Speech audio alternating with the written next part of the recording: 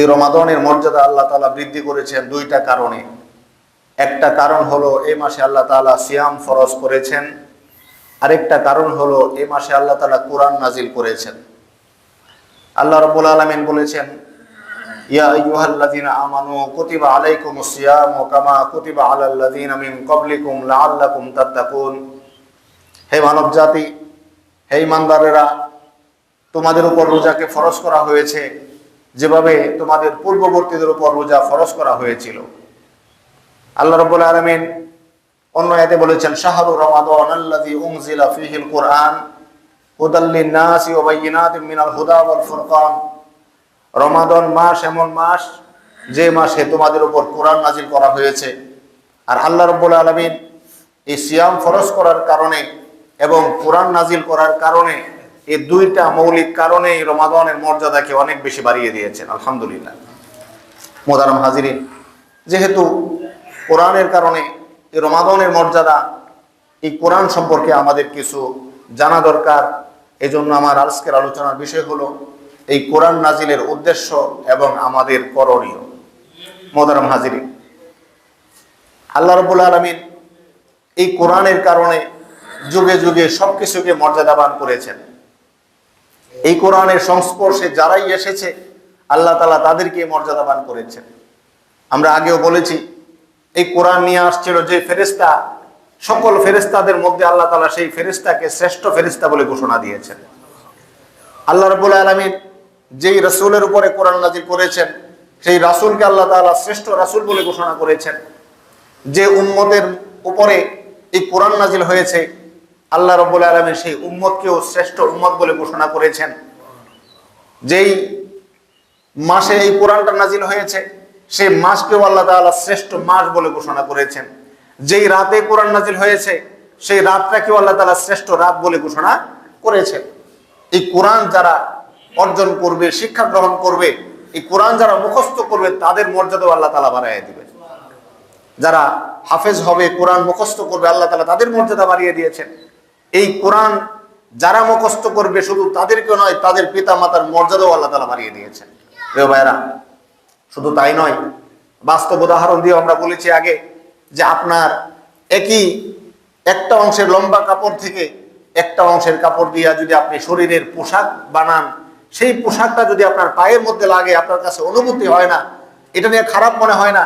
কিন্তু সেই কাপড়ের একটা অংশ দিয়ে যদি আপনি কোরআনের গিলাফ বানান, সেই কাপড়টা যদি পায়ের মধ্যে লাগে আপনার আমার অনুশোচনা হয়।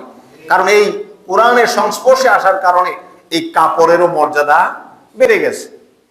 এই জন্য মোহতারাম হাজিরিন, এই কোরআনের সংস্পর্শে যারাই এসেছে, কোরআনের সংস্পর্শে যাই এসেছে সেটার মর্যাদাই বাড়িয়ে দিয়েছেন আল্লাহ রাব্বুল আলামিন।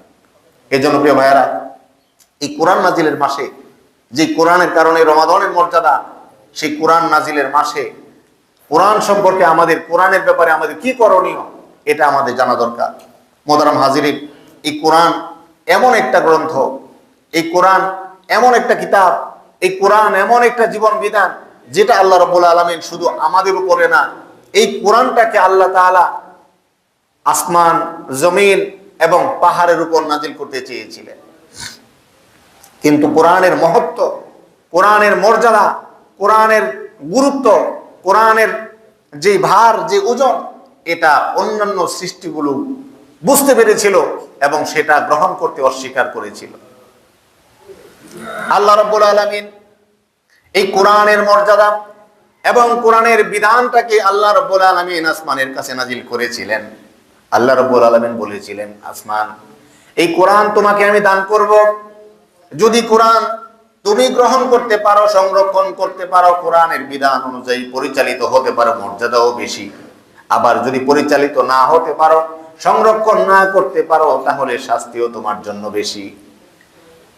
আসমান বলল রব্বুল আলামিন, ফাআবাইনা, আমি অস্বীকার করলাম, আমি এটা নিতে পারবো না।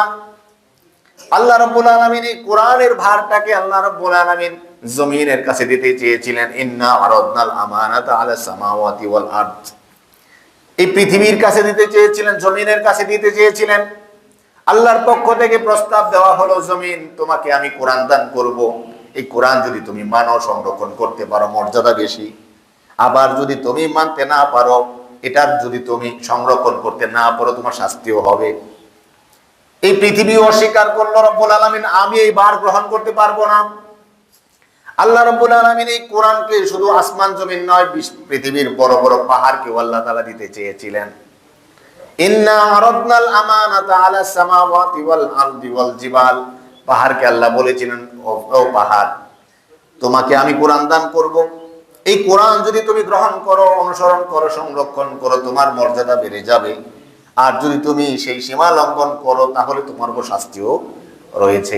সেই পাহাড়ও অস্বীকার করলো। আসমানকে আল্লাহ দিতে চাইলেন, আসমান অস্বীকার করলো। জমিনকে দিতে চাইলেন, জমিনও অস্বীকার করলো। পাহাড়কে দিতে চাইলেন, পাহাড়ও অস্বীকার করলো।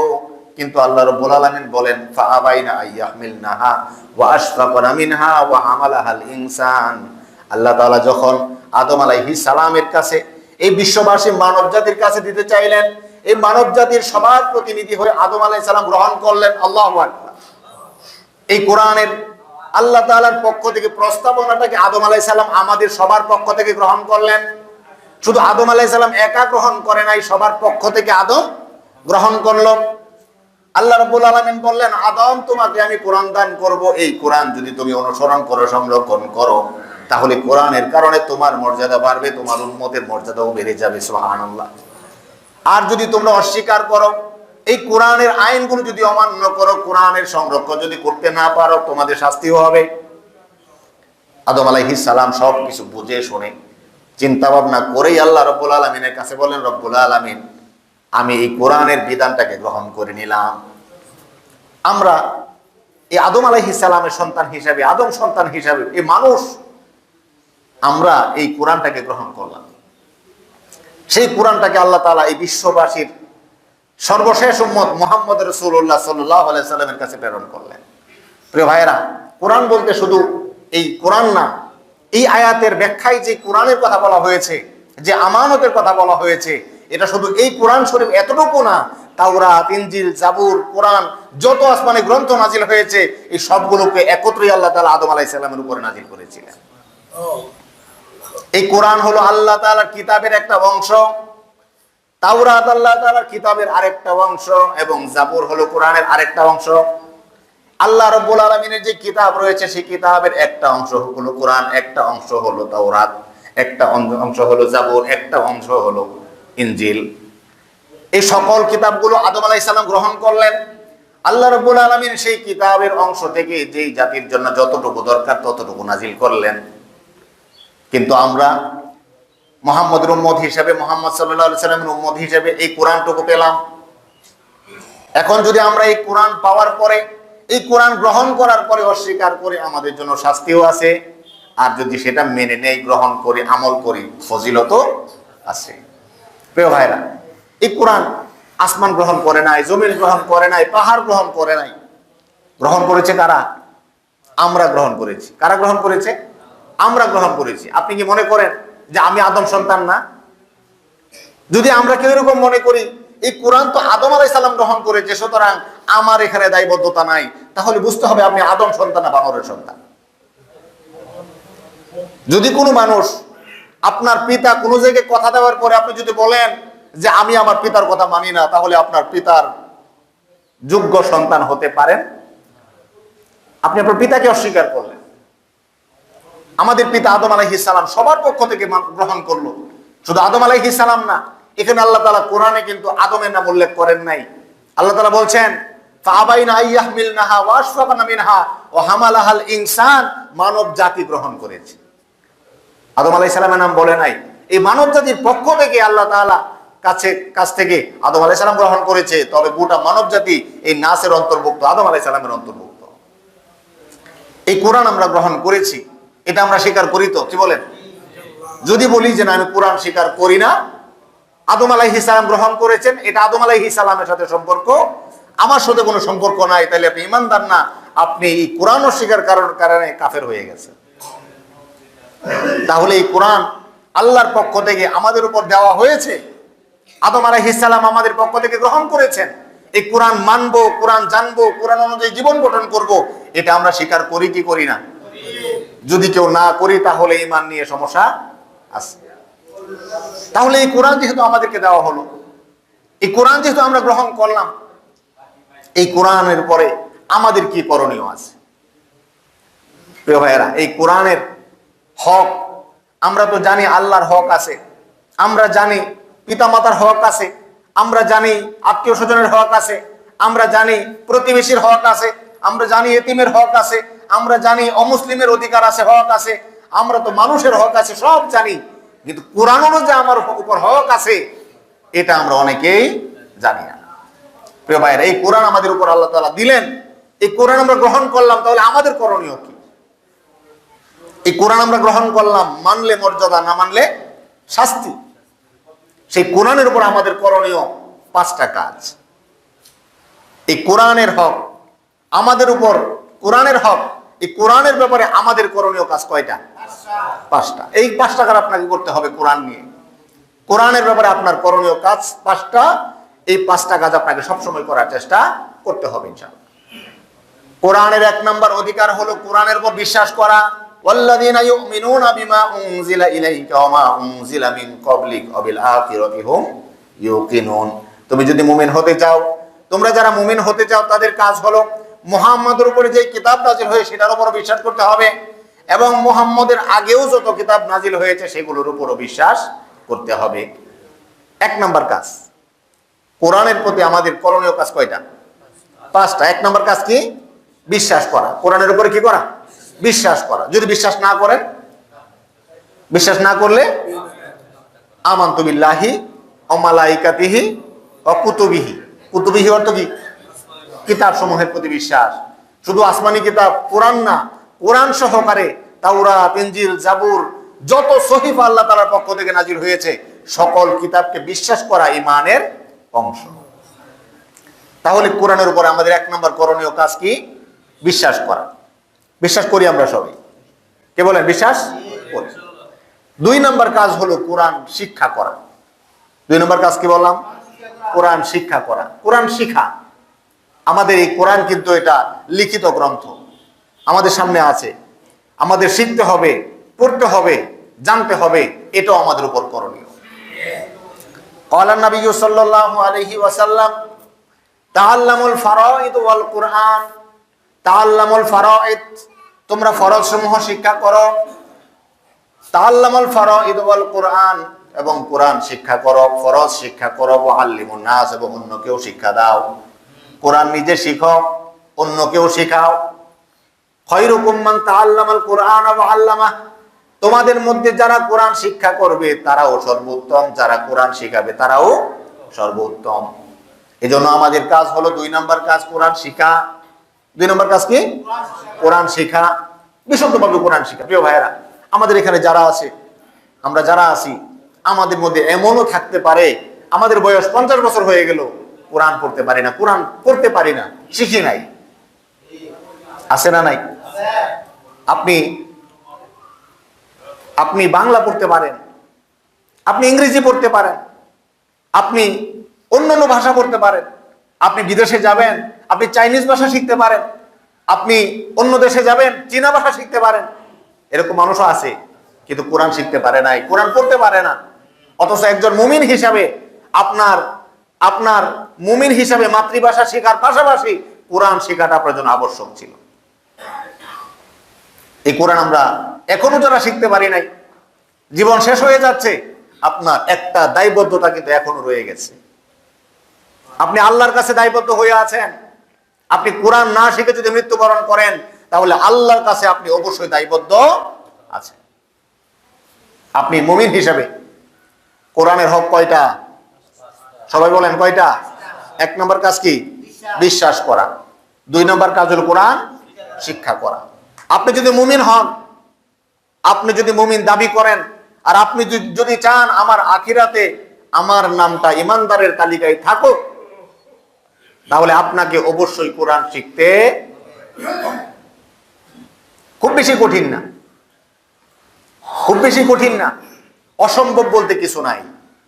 আপনি যদি এখনো চেষ্টা করেন, একজন মুআল্লিমের কাছে, একজন উস্তাদের কাছে, আপনি একজন আলেমের কাছে যদি কোরআন শেখার চেষ্টা করেন, আপনার চোখের দৃষ্টি পাওয়ার যদি, দৃষ্টি শক্তি যদি থাকে, আপনার এই কোরআনটা শেখার জন্য বেশি দিন লাগবে না, 1 মাস, 2 মাস, 3 মাস, 6 মাস লাগুক, তাও কোরআন শেখা আপনার জন্য আবশ্যক, ফরজ। আপনি কোরআন শিখতে শিখতে যদি মৃত্যুবরণ করেন, আল্লাহর কাছে বলতে পারবেন, রব্বুল আলামিন, আমি বুঝতে পারি নাই আগে, যখন বুঝেছি শিখতে হবে, শেখার চেষ্টা করেছি, সময় পাই নাই, মৃত্যু হয়ে গেছে।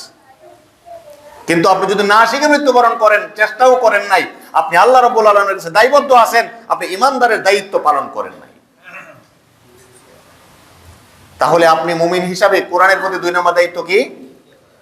কোরআন শিক্ষা করা, কোরআন শিখা। 3 নম্বর কাজ হলো কোরআন তেলাওয়াত করা। কোরআনের হক এগুলো, কোরআনের পাওনা আমার কাছে এগুলো, কোরআন নাজিল হয়েছে আমার কাছে এই জন্য। 3 নম্বর কারণ হল, হক হলো কোরআন তেলাওয়াত করা। বলেন কি করা? তেলাওয়াত করা। 1 নম্বর আপনি বিশ্বাস করলেন কোরআন, 2 নম্বর শিখবেন কোরআন, 3 নম্বর কি করবেন? তেলাওয়াত করবেন। قال الله تعالى اتل ما اوحي اليك من الكتاب واقم الصلاه اتل ما اوحي اليك من الكتاب واقم الصلاه। হে রব্বুল আলামিন, আল্লাহ তাআলা বলেন, হে রাসূল মুহাম্মদ, হে মুহাম্মদ সাল্লাল্লাহু আলাইহি সাল্লাম, আপনার জন্য এবং আপনার উম্মতের সবার জন্য ফরজ, আল্লাহর আদেশ। আমি আপনাদেরকে আগেই কথা বলেছি, আল্লাহ আদেশ করলে কি হয়ে যায়? ফরজ হয়ে যায়। উতলু মা উহিয়া ইলাইকা মিনাল কিতাব, আপনার জন্য, আপনার উম্মতের জন্য কোরআন তেলাওয়াত করা ফরজ। কোরআন তেলাওয়াত করা কি? ফরজ। উতলু মা উহিয়া ইলাইকা মিনাল কিতাবি ওয়া আকিমিস সালাহ, তারপরে তোমার উপর নামাজ ফরজ। কারণ কোরআন যদি তুমি না জানো, নামাজও তুমি পড়তে পারবে না। এজন্য কোরআন তেলাওয়াত করা আপনার দায়িত্ব। কোরআন বিশ্বাস করবেন, কোরআন শিক্ষা করবেন, 3 নম্বরে কি করবেন? কোরআন। সবাই বলেন কি করবেন? যারা বলি না তারা মনে কোরআন তেলাওয়াত করি না দেখে বলি না, নাকি? কোরআন তেলাওয়াত করা আমার জন্য ফরজ দায়িত্ব। কোরআনের হক এটা, কোরআনের পাওয়া আমার কাছে এটা, কোরআন চায় আমার কাছে এটা। এই কোরআন আমাকে তেলাওয়াত করতে হবে।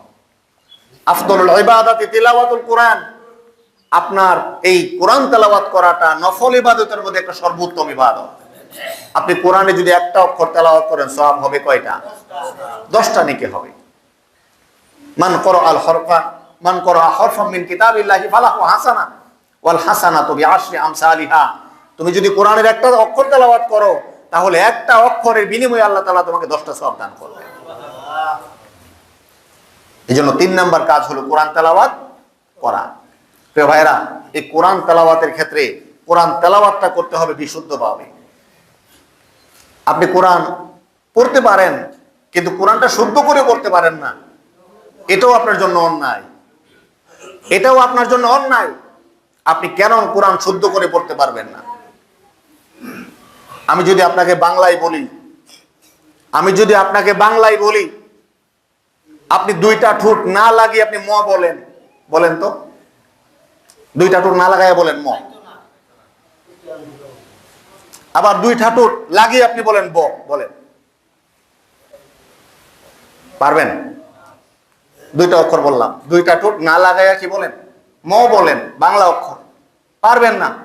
আবার 2টা ঠোঁট লাগাই আপনি ব বলেন, পর পরে ফ ব, এই ব বলেন, পারবেন না। কারণ প্রত্যেকটা অক্ষর উচ্চারণের একটা স্থান আছে। আপনি যদি বিশুদ্ধভাবে কথা বলতে চান, প্রত্যেকটা উচ্চারণকে তার নিজস্ব জায়গা থেকে উচ্চারণ করতে হবে। আরবি হরফের উচ্চারণের স্থান আছে, কোন হরফটা কিভাবে উচ্চারণ করতে হবে। আপনি যদি সঠিকভাবে উচ্চারণ করতে না পারেন, অর্থ পরিবর্তন হয়ে যাবে, আর অর্থ পরিবর্তন হয়ে গেলে আপনার ঈমানও চলে যেতে পারে। এই যে কোরআনটাকে শুদ্ধ করে শেখা, শুদ্ধ করে পড়া, এটাও আপনার জন্য ফরজ। এই কোরআনের হক, এটা কার সাথে সম্পর্ক? আপনি কোরআনের হক আদায় করবেন না, দুনিয়ার কেউ আপনাকে জিজ্ঞাসা করবে না, আপনি আল্লাহ রাব্বুল আলামিনের কাছে, আল্লাহ রাব্বুল আলামিনের তালিকার মধ্যে আপনি আসামি হিসেবে থাকবেন।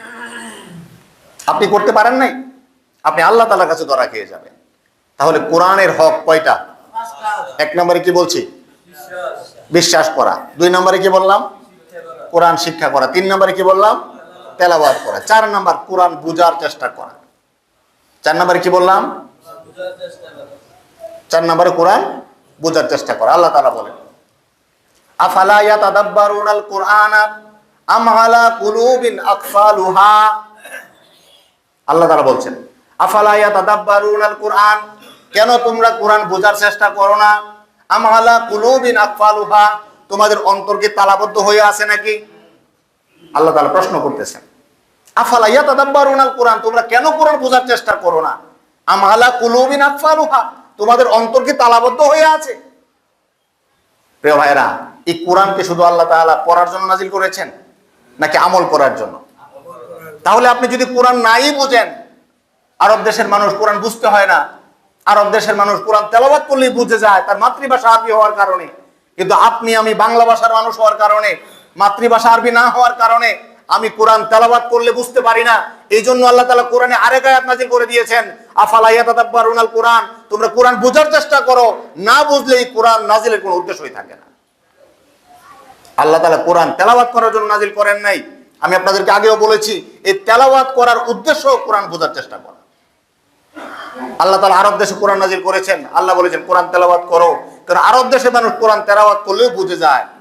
কিন্তু আপনি যেহেতু মাতৃভাষা আরবি না, কোরআন তেলাওয়াত করলে বুঝেন না, এজন্য আল্লাহ এটাও বলে দিয়েছেন তোমরা বুঝার চেষ্টা করো, কারণ তেলাওয়াত করলে তুমি বুঝবে না, এজন্য বুঝার জন্য আলাদা চেষ্টা তোমাকে করতে হবে। কিন্তু কোরআন বোঝার জন্য কমপক্ষে অর্থসহ একটা কোরআন আমাদের কয়জনের বাড়িতে আছে? আরবি কোরআন তো আপনিও কিনছেন না। এমন মানুষ আপনাদের মধ্যে আমাদের মধ্যে থাকতে পারে, আপনার বয়স 50 বছর, 50 বছরের জীবনে একটা কোরআন কেনার সৌভাগ্য আপনার হয় নাই। আপনার বাবা অথবা আপনার দাদার সময়ে কেউ না কেউ হয়তো কিনেছিল একটা কোরআন, সেই কোরআনটা হয়তো পরিত্যক্ত অবস্থায় বসে পড়ে আছে ঘরে। আপনি নিজেও কোরআনটা কিনেন নাই, পড়া তো পরের কথা, অর্থসহ কোরআন কেনা তো অনেক দূরের কথা। আপনি তো মুমিন দাবি করতেছেন, আপনি তো মনে করতেছেন আপনি স্থায়ী রেজিস্টার ভাবে আপনি আল্লাহর দরবারে ইমানের তালিকায় নাম লিখে চলে আসছেন, অথবা আপনি আখিরাতে গিয়ে কিনে ফেলবেন হয়তো সেখানে অনেক কিছু, আপনার জান্নাতে ঠিকানা কিনে ফেলবেন। কিন্তু আপনি একজন মুমিন হিসেবে যদি আল্লাহর কাছে মুমিন হিসেবে থাকতে চান, আল্লাহর পক্ষ থেকে নাজিলকৃত কোরআনের হক যদি আদায় করতে চান, আপনার কোরআন বোঝার চেষ্টা করা দরকার ছিল। কিন্তু দুর্ভাগ্যজনক হলেও সত্য, ঘরের ভিতরে অর্থসহ কোরআন থাকলে সেটাকে জঙ্গি বই নামে একসময় গ্রেপ্তার করা হতো মানুষ। আশ্চর্যজনক ঘটনা, মুসলমানদের ঘরে অর্থসহ কোরআন দেখলে জঙ্গি বই বলে গ্রেপ্তার করা হয়েছে মানুষকে। অথচ আপনিও মুসলমান, আমিও মুসলমান। আপনার আমার দরকার ছিল আমার পড়ার টেবিলের সামনে আমার খুব কাছে একটা অর্থসহ কোরআন থাকা দরকার ছিল। এই গোটা কোরআনটা আমার জীবনে কয়েকবার অর্থসহ সম্পূর্ণ পড়া দরকার ছিল। আল্লাহ কি বলেছেন আমাকে কি করা দরকার, এই কোরআন নাজিলের উদ্দেশ্যটা কি, আমার জানার আগ্রহও নাই, চেষ্টাও নাই। কোরআনের 4 নম্বর হক কি? কোরআন বোঝার চেষ্টা করা। সবাই বলেন, এই বোঝার চেষ্টা করা। আপনি অর্থসহ পড়বেন, আপনি আমার কাছ থেকে আলোচনা শুনেন, আমি তো সব বলি না, আমি তো সব বলতে পারি, সব বলার সুযোগ নাই। সম্পূর্ণ কোরআন আমার তো বলার সুযোগই নাই। আমি আপনাকে কতটুকু বুঝাইতে পারবো? আমি তো বেসিক কিছু বিষয়ে কথা বলি। আমার কাছ থেকে আপনি হয়তো শুনলে 500-1000 আয়াতের অর্থ শুনবেন, কিন্তু গোটা কোরআনে আল্লাহ তাআলা কি বলেছেন, আমার কি করণীয়, আমার জীবন কিভাবে চালানো দরকার। আমি তো দাবি করেছি আমি মুমিন মানে আমি বিশ্বাস করি, কোরআন বিশ্বাস করি, আল্লাহকে বিশ্বাস করি, এই কোরআনে কি আছে সেটাও বিশ্বাস করি, সেটা পালন করা আমার দায়িত্ব। আমি বোঝার চেষ্টা করতেছি না, এটাও তো আমার করণীয়। আমি বছর আসলে এই কথাটা বলি, আমার ঘরে 2টা গ্রন্থ থাকা দরকার, একটা অর্থসহ কোরআন আর একটা কমপক্ষে হাদিস গ্রন্থ রিয়াদুস সালিহিন থাকা দরকার। গত 4 বছর যাবত বলতেছি, 5 বছর যাবত বলতেছি, কেউ কি আমার কথা শোনার পরে একবার অর্থসহ কোরআনের জন্য কিনেছেন, রিয়াদুস সালিহিন একটা গ্রন্থ কিনেছেন? এরকম কয়জন আছেন? এরকম আপনি তো মনে করতেছেন আমার ওয়াজের দায়িত্ব, আপনার শোনা দায়িত্ব, আপনি এমনিতেই জান্নাতে চলে যাবেন। 4 নম্বর দায়িত্ব হল কোরআন বোঝার চেষ্টা করা, প্রতিদিন কোরআন বোঝার চেষ্টা করা। 2 আয়াত হোক, 4 আয়াত হোক, 5 আয়াত হোক, আপনি যদি মুমিন হন, আপনি যদি জান্নাতের আশা করেন, তাহলে আপনাকে সেটা করতে হবে। প্রতিদিন কোরআন তেলাওয়াত করা, অধ্যয়ন করা, বুঝা, অল্প অল্প করে বোঝার চেষ্টা করা। আল্লাহ কি বলেছে আমার জন্য, এই কোরআন আমার জন্য, এই কোরআন পার্সোনাল মানুষ আমার জন্য। আপনাকে মনে করতে হবে এই কোরআন আমার জন্য, এটা প্রত্যেকের আলাদার জন্য, এরকম না। এই কোরআন সবার জন্য, এর মধ্যে কয়েকজন শিখলে হয়ে যাবে এমন না। 5 নম্বর করণীয় হলো কোরআন অনুযায়ী ব্যক্তি, পরিবার, সমাজ, রাষ্ট্র জীবন পরিচালনা করা, কোরআন অনুযায়ী জীবন গঠন করা। 5 নম্বর কি বললাম? কোরআন অনুযায়ী ব্যক্তি, পরিবার, সমাজ সর্ব অবস্থায় কোরআনের যত বিধান আছে, যে অবস্থায় যে বিধান আছে সেটা বাস্তবায়ন করাও আমাদের দায়িত্ব। আমাদের সীমাবদ্ধতার কারণে আমরা হয়তো করতে পারি না, অনেক কিছু আমি করতে পারবো না, কিন্তু আমাকে সেটা বিশ্বাস করতে হবে, এটা আমার দায়িত্ব করা। ব্যক্তি জীবনে আমার যেটা বাস্তবায়ন করা দরকার, সুযোগ আছে, সেটা আমার ব্যক্তি জীবনে বাস্তবায়ন করা। যেটা আমার পরিবারে বাস্তবায়নের সুযোগ আছে সেটা আমার পরিবারে বাস্তবায়ন করা। যেটা আমার সমাজে বাস্তবায়ন করার সুযোগ আছে সেটা আমার সমাজে বাস্তবায়ন করা। যেটা আমার সুযোগ আছে সেটা করতে হবে। যেটা আমি করতে পারি সেটার জন্য আল্লাহ তাআলা দেখবেন, সেটার জন্য আমার দায়বদ্ধতা নাই। কিন্তু যতটুকু সাধ্য আছে এই কোরআন অনুযায়ী ব্যক্তি, পরিবার, সমাজ পরিচালনা করা, সেটা চেষ্টা করারও আপনার উপর ফরজ দায়িত্ব।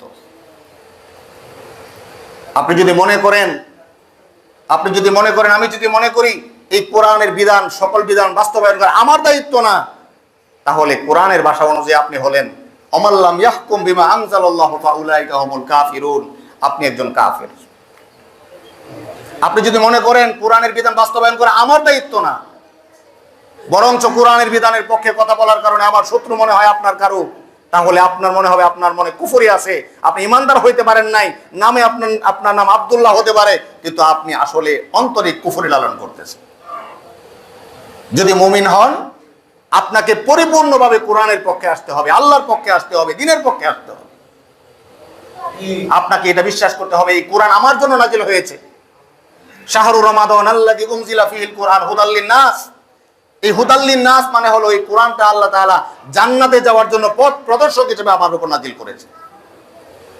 এই কোরআনে ৬,২৩৬টি অথবা ৬,৬৬৬টি আয়াতের প্রত্যেকটা শব্দ আমার জন্য আমল করা ফরজ। একটা অক্ষর যদি আপনার কাছে যদি একটা অক্ষরও মনে হয় এটা আমার বিরুদ্ধে, আমার পছন্দ হয় না, আপনি মুমিন থাকতে পারবেন না, কাফের হয়ে যাবেন। এই জন্য কোরআন, সম্পূর্ণ কোরআন আপনাকে এটা বিশ্বাস করে নিতে হবে। সম্পূর্ণ কোরআনে যত বিধান আল্লাহ নাজিল করেছেন এটা আমার উপর ফরজ, আমার উপরে আমার মানা পালন করা ফরজ। অবশ্যই আমাকে করতে হবে, অবশ্যই করতে হবে। এই কোরআনে যত বিধান আছে সেটা আমার পক্ষে যাক, বিপক্ষে যাক, আমার ভালো লাগুক না লাগুক, এটা আমার অবশ্যই মানতে হবে, বাস্তবায়ন করতে হবে। আমি পারি না, আমার ব্যক্তিগত দুর্বলতা। এমন অসংখ্য বিধান আছে যেটা রাষ্ট্রীয় বিধান, সেটা আমার পক্ষে সম্ভব না, সেটা আমি পারি না, এটা আমার ব্যর্থতা না, এটা আমার সুযোগ নাই। কিন্তু যতটুকু সুযোগ আছে সেটা মানা, এবং যতটুকু সুযোগ না সেটাও বিশ্বাস করা যে অবশ্যই করা দরকার। কোরআনের হক কয়টা? 1 নম্বর কাজ হলো কোরআনের উপর বিশ্বাস কি পরিপূর্ণ না আংশিক? ৬,৬৬৬ আয়াতের মধ্যে ৬,৬৬৫ আয়াত পর্যন্ত আমি সম্পূর্ণ মানি, একটা আয়াতের কিঞ্চিত অংশ আমি বিশ্বাস করি না। মুসলমান না কাফের? মন থেকে নাকি মুখে? মন থেকে বিশ্বাস করতে হবে।